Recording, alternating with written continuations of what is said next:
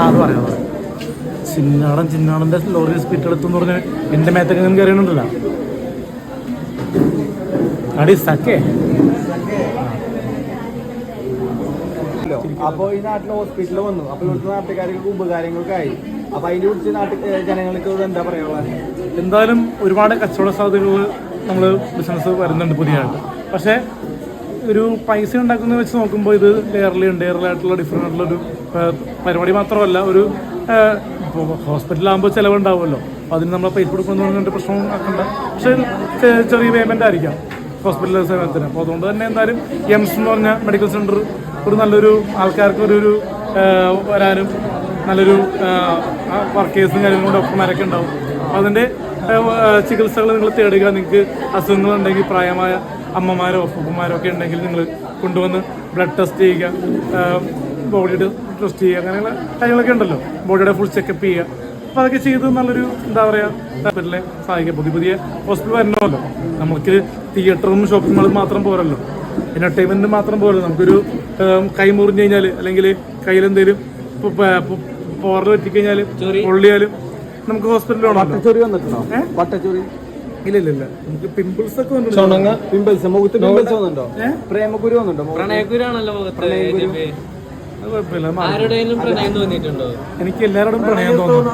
എല്ലാവരോടും തോന്നുന്നു. ആൾക്കാരുണ്ടോ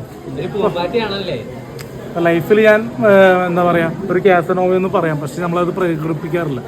എന്ന് പറഞ്ഞാൽ ഞാൻ പ്രേമിക്കാത്ത പെണ്ണുങ്ങളില്ല. ഞാൻ പ്രണയിക്കാത്ത പെണ്ണുങ്ങൾ കുറവാണ്. അങ്ങനെയല്ല പറഞ്ഞത്, ഒരു അഭിശുദ്ധിയിൽ പറഞ്ഞത്. സലാമേ ഇത് ഹറാമ ഗംഭീര സിനിമ, 100 ദിവസം ഓടുന്ന മലയാള സിനിമ. സലാമേ ഹറാമ ഗംഭീര സിനിമ. അടിപൊളി അടിപൊളി. അത് സ്വന്തം ക്രിയേറ്റ് ചെയ്ത ഡയലോഗ് അല്ലല്ല, ഇത് ഒമറിക്ക തന്നെ സ്ക്രിപ്റ്റ് ചെയ്തിട്ടുള്ള അതിനകത്ത് ഡയലോഗ്സാണ്.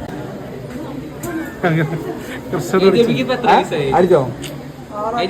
എനിക്ക് സ്പാർക്കില്ല.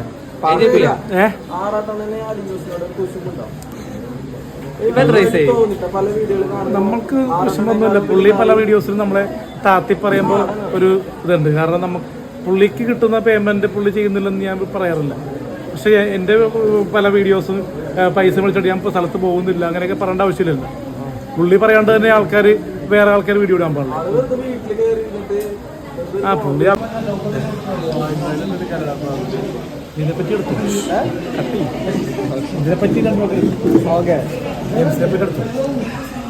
ജോസഫെ പറ്റി രണ്ടു പേർക്ക് പറയട്ടെ. പറഞ്ഞോ, ചോദിച്ചോ.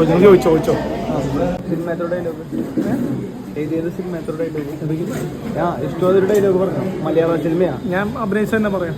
ഒരു ഫേമസ് ഡയലോഗ് പരാരന്റെ ഇത് ഞാൻ അഭിനയിച്ചതിന്റെ പറഞ്ഞോ. അതില് പാട്ട് പോലെ പറഞ്ഞിരിക്കുന്നത്, പക്ഷെ ഞാൻ ഡയലോഗായിട്ട് പറയാം. സലാമേ ഹറാമ ഗംഭീര സിനിമ, 100 ദിവസം ഓടുന്ന മലയാള സിനിമ. സലാമേ ഹറാമ ഗംഭീര സിനിമ, 100 ദിവസം ഓടുന്ന മലയാള സിനിമ. ബാഡ് വേർഡ്സ് ഉപയോഗിക്കുന്നതുകൊണ്ട് പ്രശ്നമില്ല, അത് നേരത്തെ പറയുള്ളൂ.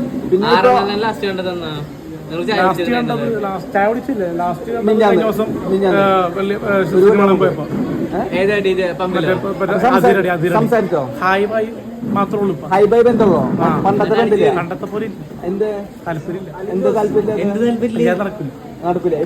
പണ്ടത്തെ പോലെ ഇപ്പോ റീച്ച് ഉണ്ടോ? ഇൻസ്റ്റാഗ്രാമില് റീച്ച് ഒക്കെ ഉണ്ട് പുള്ളിക്ക്. കുറച്ചുകൂടി ജോസിന്റെ അത്ര റീച്ച് ഉണ്ടോ?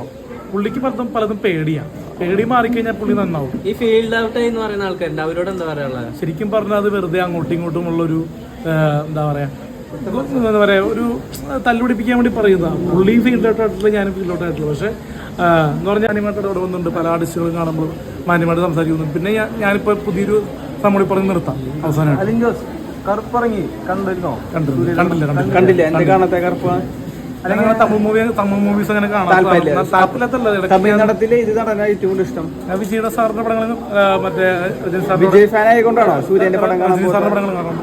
വിജയ് ഫാൻ ആയി കാരണോ സൂര്യ നമ്മളത് അതിന്റെ റിവ്യൂസ് ഒക്കെ നോക്കിയിട്ടൊക്കെ പോകാറുണ്ട് പടത്തിനൊക്കെ.